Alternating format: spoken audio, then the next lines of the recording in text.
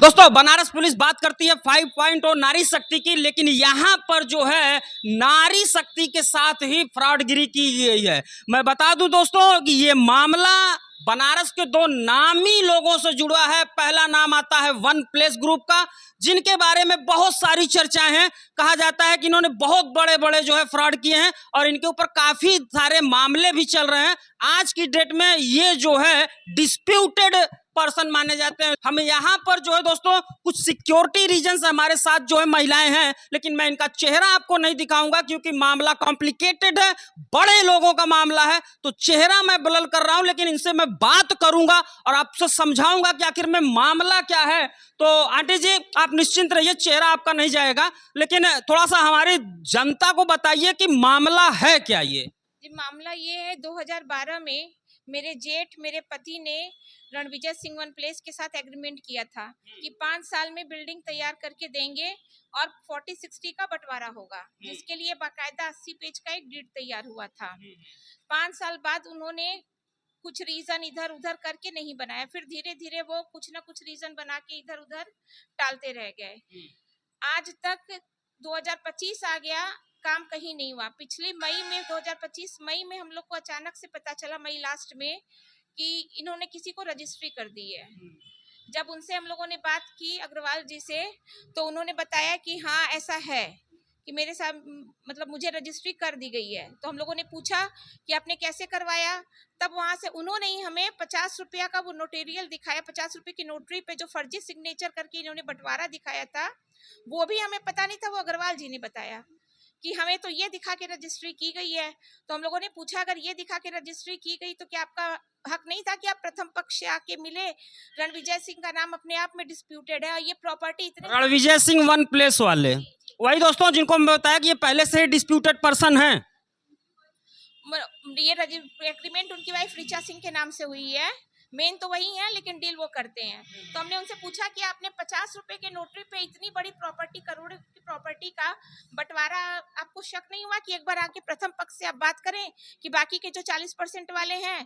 तो वो बहाना बनाने लगे। हम लोग को उस समय भी शक नहीं हुआ कि ठीक है जेन्युइन है, लेकिन धीरे धीरे उनका रूप सामने आने लगा। वो सोर्स से लोगों के द्वारा डराना धमकाना ये सब शुरू हुआ। जब हमारे पक्ष के जेंट्स लोगों ने विरोध किया इसका कि नहीं हम लोग इस रजिस्ट्री को नहीं मानते हैं, आप यहाँ पे कब्जा नहीं ले सकते हैं, तो उनको फर्जी एफआईआर में फंसा करके, ये देखिए उनकी अनुपस्थिति में महिलाओं को हटा के ये दीवार बनवाई गई। जबकि एग्रीमेंट, अगर रणविजय सिंह के एग्रीमेंट को भी अगर माना जाए 1 मिनट के, जो कि 100% नील हो चुका है, लेकिन फिर भी उसी के तथ्य को अगर माना जाए तो ये कॉमन प्लेस है जिसपे कोई भी निर्माण कार्य दोनों पक्ष नहीं करेगा और न ही इसको कभी भी बेचा जा सकता है। तो फिर कैसे ये निर्माण कार्य हुआ? हम लोगों ने रोकने जी ये दीवार, एक मिनट थोड़ा सा मैं कहूंगा कि एक बार आप दिखा दो। यहाँ पर देखिए ये कॉमन प्लेस में आप इधर आओ, ये पूरी एक लंबी सी लॉबी है और यहाँ कॉमन प्लेस में बीच में एक दीवार का निर्माण कर दिया गया है। जबकि डीड के आधार पर जो है इनका कहना है कि किसी तरह का निर्माण जो है कॉमन प्लेस पे नहीं किया जा सकता है। दोस्तों मामला काफी बड़ा है, इसलिए इसको सीरीज बना के आप लोगों के सामने खोलूंगा, तो तैयार हो जाइए। आवाज न्यूज पे आपको बहुत बड़ी चीजों को मैं दिखाने की तैयारी करके आया हूं। एक बहुत बड़ा मामला मैं खोलने वाला हूं बनारस में, और नाम मैं सीधा लेके बताता हूं कि वन प्लेस से जुड़ा हुआ मामला है, जो कि पहले ही बहुत ज्यादा डिस्प्यूटेड पर्सन रह चुके हैं। इनके ऊपर काफी ज्यादा मामले पहले से चलते चले आ रहे हैं और ये मामला अपने आप में ही बहुत बड़ा बनता है कि एक सिग्नेचर करके यहाँ पर पूरी प्रॉपर्टी का गोलमाल कर लिया गया है। जबकि ऐसे ही एक मामले में माफिया डॉन मुख्तार अंसारी का लड़का जेल चला गया था। तो आखिर में पुलिस की जो है दोहरी रवैया क्यों रहती है कि एक जो है कूट रचित सिग्नेचर में तो रातों रात मुख्तार अंसारी के लड़के को लखनऊ से उठा के जेल में बंद कर दिया जाता है, और यहाँ पर जो है आखिर में किसकी कृपा दृष्टि बनी है? क्या ये मामला जो है बनारस कैंट थाना के इंस्पेक्टर शिवाकांत मिश्रा जी को नहीं दिखाई पड़ रहा है कि यहाँ पर डिस्प्यूट हो रहा है, या फिर पुलिस किसी दबाव में या किसी जो है और वजह से शांत बैठी हुई है? क्यों इतने बड़े मामले को जो है अभी पुलिस संज्ञान नहीं ले रही है? क्या आने वाले दिनों में जब यहाँ गोलियां चलने लगेंगी तब जो है बनारस के पुलिस कमिश्नर इस मामले का संज्ञान लेंगे क्या? पुलिस क्या कहती है? सर पुलिस का ये कहना, हम लोगों ने कहा, जब कब्जा रोकने उनको कोशिश की, उनको मना किया, जब मेरे पति और मेरे परिवार, मेरे जेठ सब लोग थे, उन लोगों ने पूछा आप दाखिल खारिज का कागज दिखा लीजिए, अगर आपका दाखिल खारिज है तो ठीक है, आइए कब्जा लीजिए, फिर हम लोग आगे की बात आगे कोर्ट से देखेंगे। तो उसमें जब पुलिस आई तो पुलिस ने ये कहा कि इनका चूंकि रजिस्ट्री हो गया है तो ये जमीन इनकी है। पुलिस ने कहा कि रजिस्ट्री हो गया तो उनका है। उसके बाद हम लोग कई दिन तक एफआईआर करने के लिए पुलिस पे, मतलब फर्जी केस के लिए दौड़ते रहे, लेकिन कहीं भी एफआईआर रजिस्टर हम लोगों का नहीं हुआ सर। अच्छा, एक खतौनी जो होती है उसमें किसका नाम है? जी, उसमें मेरे जेठ का नाम, मेरे पति का नाम, मेरे जेठ की वाइफ का नाम और उनके लड़के का नाम। तो उस हिसाब से तो प्रॉपर्टी अभी आपकी है। और उस एग्रीमेंट में ये क्लियर लिखा है कि जब तक पूरा काम फिनिश नहीं हो जाता है, प्रथम पक्ष खुद इसको बेच नहीं सकता। मतलब हम लोग खुद भी नहीं बाउंड है इस चीज के लिए कि हम नहीं बेच सकते हैं। तो जब हम अपनी प्रॉपर्टी हम खुद काम कंप्लीट होने तक नहीं बेच सकते तो वो कैसे बेच सकते हैं? और मेरा सवाल ये है नीरज अग्रवाल के लिए, वो रणविजय के पार्टनर भी किसी काम में है, शायद बुलेट शोरूम या जिसमें भी वो पहले से परिचित हैं। तो रणविजय वन प्लेस का रिकॉर्ड जानते हुए भी कि कितना ब्रिलियंट रिकॉर्ड उनका बना। रणविजय कौन? वन प्लेस के रणविजय सिंह। उनका रिकॉर्ड बनारस की आम जनता लगभग जानती है कि कितने केसेस में वो इन्वॉल्व हैं, वांटेड हैं। उसके बाद उन्होंने उनसे जो एग्रीमेंट किया उसकी जांच पड़ताल क्यों नहीं की? बाकायदा पूरी जांच पड़ताल क्यों नहीं की? क्या ऋचा सिंह का नाम आने की वजह से उन्होंने जांच पड़ताल नहीं की? कोई भी इतना बड़ा प्रॉपर्टी ऐसे ही नहीं खरीदता। क्या बता रहे हैं? उनकी वाइफ ऋचा सिंह के साथ एग्रीमेंट हुआ है इस प्रॉपर्टी का। प्रॉपर्टी में रणविजय सिंह की वाइफ, लेकिन पर्दे के पीछे तो रणविजय सिंह ही हैं। और नीरज अग्रवाल की वाइफ जो है श्वेता अग्रवाल जो है किसको खरीदी है? नीरज अग्रवाल, आरके मार्बल वाले। मतलब दोस्तों कुल मिला के चारों तरफ मुझे इस मामले में महिलाएं ही दिखाई दे रही हैं। फ्रॉड करके खरीदने वाली महिला, दूसरा फ्रॉड करके बेचने वाली महिला, और चारों तरफ यहाँ पे महिलाएं ही जो है पीड़ित महिला।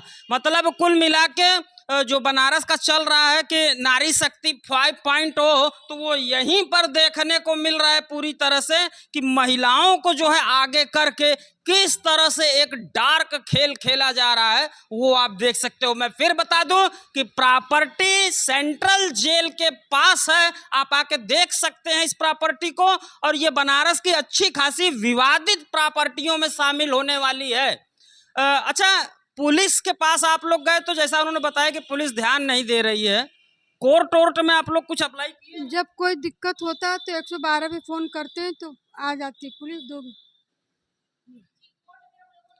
क्रिमिनल में हमारे केसेस चल रहे हैं। पहले तो ये एफआईआर जो हुआ है उसके लिए और भी चीजें हैं। आप लोगों का एफआईआर नहीं, उन लोगों का एफआईआर लिख दिया गया, वो भी हम लोग के खिलाफ, हम लोग ही विक्टिम बन गए। तो यहाँ पर देख लीजिए जो है कमिश्नर साहब कि आपके सामने जो है पीड़ित कह रहा है कि इन लोगों का एफआईआर नहीं लिखा जा रहा है। आखिर में मैं पूछना चाहता हूँ इंस्पेक्टर कैंट से कि श्रीमान जी, चाहे जो भी मामला हो, लेकिन एफआईआर तो इनकी तरफ से भी लिखा जाना बनता था, वो अभी तक क्यों नहीं किया गया, ये एक बड़ा सवाल है। एफआईआर 8 तारीख को रात को लिखी गई है, हम लोग को पता ही नहीं था। 11 तारीख को हमारे घर के लोग गए थे बात करने, कुछ वहां पे ये चीज रिवील हुई अचानक से कि हम लोग के घर के सारे जेंट्स लोगों के नाम से एफआईआर है। हमको पता भी ना कोई जांच आई, ना कोई पूछताछ आई, कुछ नहीं। 25-26 अगस्त को गए थे लिखवाने, तो नहीं लिखा गया, मतलब एप्लीकेशन ले लिया गया लेकिन एफआईआर लिखा नहीं गया अग्रवाल के खिलाफ, बल्कि हम लोग के खिलाफ जो है 8 तारीख की एफआईआर नोट दर्ज है वहाँ पे।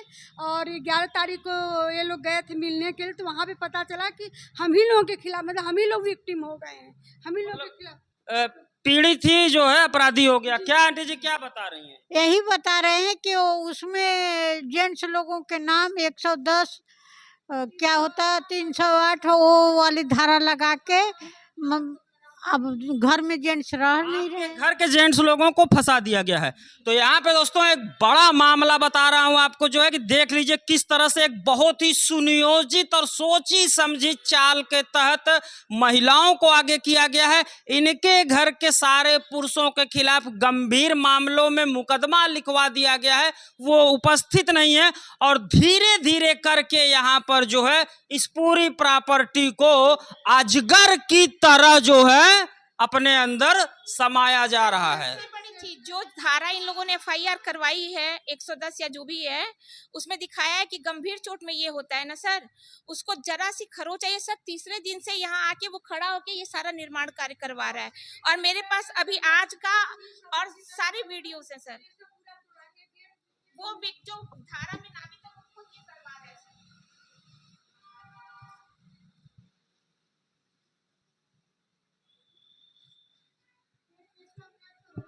वही है, वही जो लगवाया ब्लैक वाला, ब्लैक टोपी वाला। हाँ। वही उसी। ये आपके में आता है, ये पूरा ऐसे ही था, ये कॉमन था। ये बनवाए सेकंड सैटरडे संडे जो छुट्टी थी, और मतलब हम लोग के पेरेंट्स के खिलाफ करके एफआईआर, तो वो लोग हट गए। हम लोग के लेडीज थे तो बुलडोजर जेसीबी मंगा करके ये पूरा जो है कि देखिए करवाए हैं।